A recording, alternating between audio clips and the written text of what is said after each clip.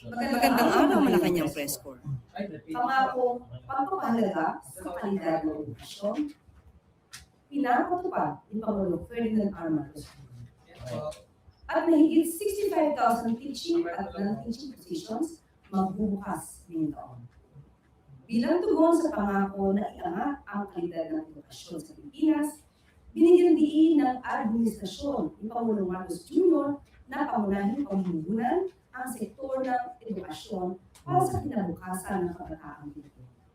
Sa ilalim ng 2026 National Budget na nilagaan noong Lunes ni Pangulong Marcos Jr., sektor ng edukasyon ang nakakuha ng pinakamalaking budget na umaabot sa mahigit 1.34 trillion pesos.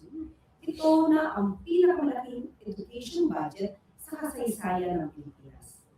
At sa kauna-unahang pagkakataon, naabot ng Pilipinas ang UNESCO benchmark na 4-6% ng GDP para sa edukasyon at 15 hanggang 20% ng kabuuang gastusin ng pamahalaan para sa nasabing sektor.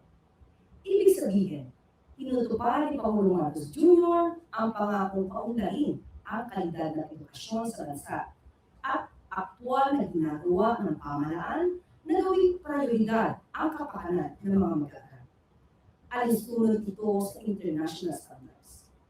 Maliban dito, inaasahan din magbubukas ng aabot sa 65,184 bagong teaching at non-teaching positions ang pamahalaan ngayong taon. Ito ay dahil sa 15.4 billion pesos na budget na inilaan ng administrasyon ni Pangulong Marcos Jr. para sa paglikha ng mga bagong posisyon sa larangan ng edukasyon. Ang hakbang na ito ng administrasyon ni Pangulong Marcos Jr. ay sa gisag ng pagsulong ng Pangulo sa kinabukasan ng kabataang Pilipino at para gawing de kalidad ang edukasyon sa bansa.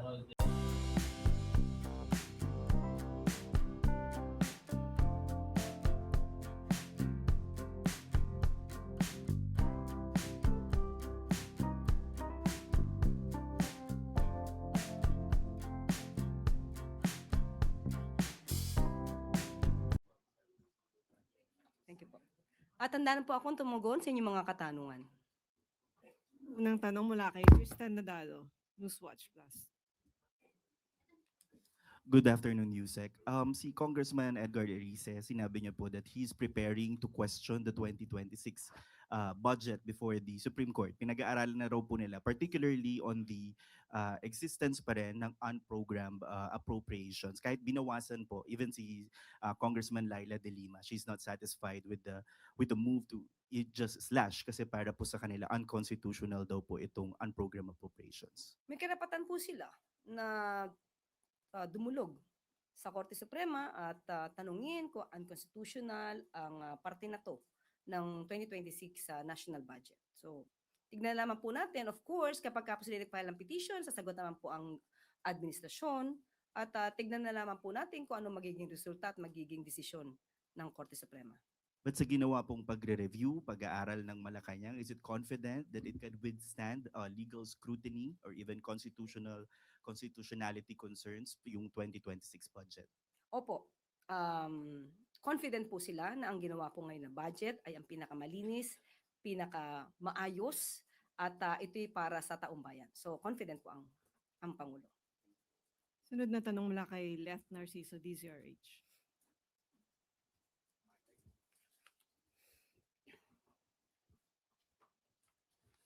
Good afternoon, Yusek.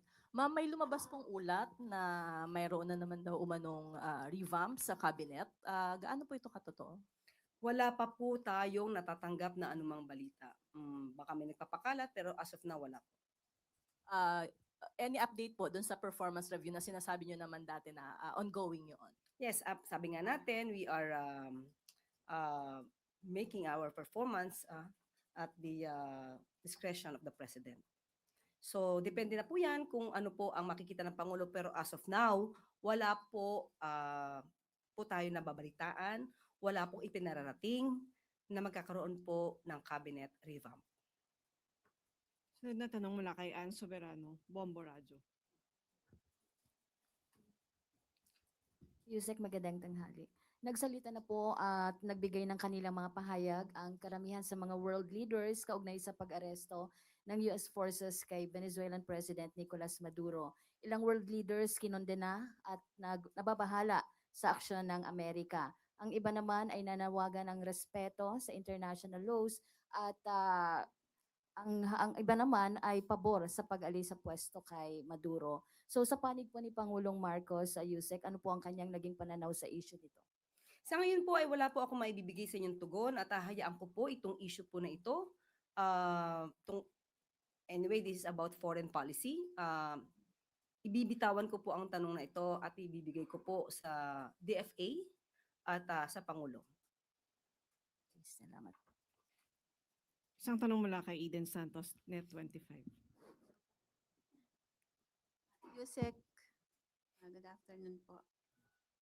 May impeachment complaint po na i-file ng mga complainant at willing po yung Makabayan Black sa Kamara na i-endorse ito. Ano po ang reaksyon dito ng Pangulo since bago matapos ang taon ay nananawagan siya ng muli ng pagkakaisa para sa pag-unlad ng ating bansa.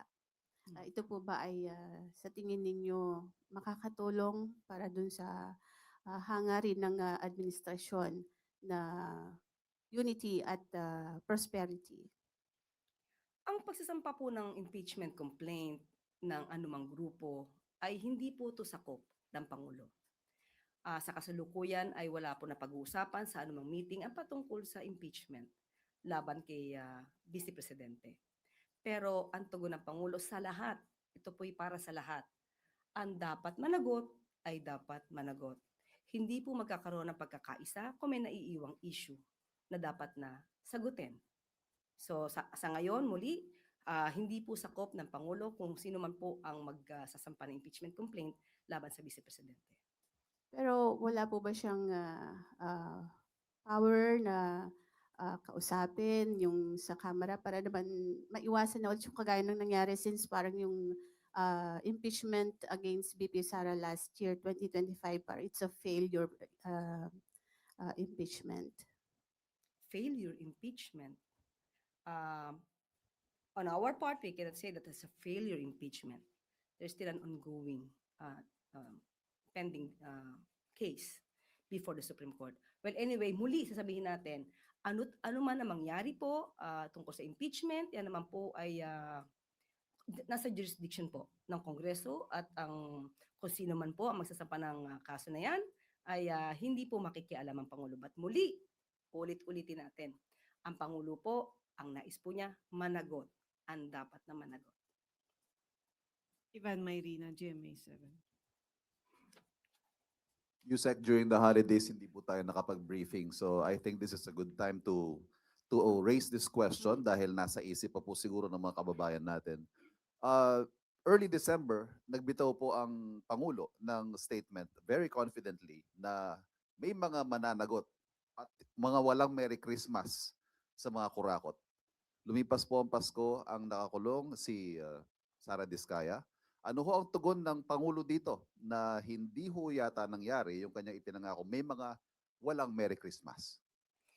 Ang binanggit po ng Pangulo doon sa kanyang report ay sa mga taong nabanggit niya, marami ang hindi magiging merry ang Christmas. Wala naman siyang binanggit kung sino ang pangalan. Pero tandaan natin, sa higit na 4 na buwan, may mga nakulong, may mga warrants of arrest na na-issue, may mga nagtago, mayroong nakikipag-usap at nagsisettle at ibinibigay, rather restitution, isinusole ang karamihan sa kanilang mga kickbacks na hindi naganap, never nangyari sa anumang administrasyon. Sa administrasyon lang po ni Pangulong Marcos nangyayari ang mga ito. Pag sabi po niya na mayroong mga taong hindi magiging merry ang Christmas, yung mga nakulong po, definitely, hindi naging merry ang Christmas. Pero hindi pa naman po natatapos ito. Kung meron pang inaabangan ng mga tao, meron din pong inaabangan ng Pangulo. Hinintay din po ang Pangulo ang mabilisang resolusyon na magbumula sa Ombudsman at sa DOJ. Kung lahat na maaaring sangkot ay matibay ang ebidensya at yun naman ang gusto ng Pangulo, due process ay inoobserba, hindi pa po natatapos ang termino ng Pangulo. Marami pa po ang mangyayari at magaganap. Let Narciso DZRH. Yusek, pahabol lang. Yung ICI po, isa na lang ang miyembro ngayon. Mag-appoint pa ba si Presidente ng mga bago members or tapos na yung kanilang trabaho? Sa ngayon ay wala pa po tayong, hindi po tayo nabibigyan ng update kung magkakaroon po ng replacement. At sa kasalukuyan po ay nagtatrabaho pa rin po ang mga nasa ICI. At nandyan din po ang ombudsman na nangako na magpapatuloy po sila at na nandyan po rin po pa rin ang enthusiasm na pabilisin ang pag-iimbestiga sa mga nasampahan na ng kaso. So, hindi naman po titigil. Kahit po sabihin natin na isa na lang ang miyembro ng ICI, nandiyan pa rin naman ang executive director, patuloy pa rin po ang pag-iimbestiga. So, hindi po titigil sa pag-iimbestiga. Salamat, MPC. Balik sa iyo, Yusek Claire. Good news! Ito po ay para sa ating mga kapwa motorista mula kay Pangulong Marcos ang good news na ito. Upang pagaanin ang pamumuhay ng ating mga kababayan na gumagamit ng kanilang motorsiklo sa paghahanap buhay, libre na po ang registration ng mga custom-made top box at saddlebag na nakakabit sa kanilang mga sasakyan. Ayon sa Department of Transportation, sa pangunguna ni Acting Secretary Giovanni Lopez, tinanggal na ng Land Transportation Office ang 100 pesos registration fee sa bawat custom-made top box at saddlebag na ikinakabit sa mga motorsiklo. Pero nais pa rin ng Pangulo na masiguro ang seguridad at kaligtasan ng mga riders. Kaya naman nilinaw ni LTO Chief Assistant Secretary Marcos Lacanilao na bagamat libre ang registration fee sa pagkakabit ng mga top box at saddlebag, kinakailangan pa rin itong irehistro sa ahensya upang masiguro ang kanilang kaligtasan sa kalsada. Malaking katipirin ito sa mga rider na pangunahing gamit ang motorsiklo sa kanilang hanap buhay.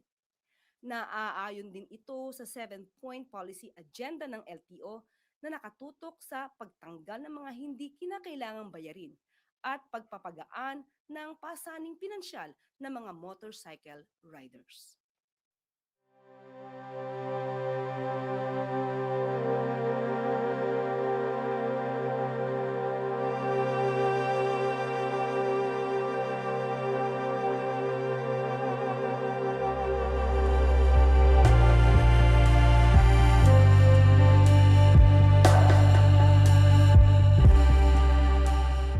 At bago po tayo magtapos, mayroon pong gustong linawin ang DBM.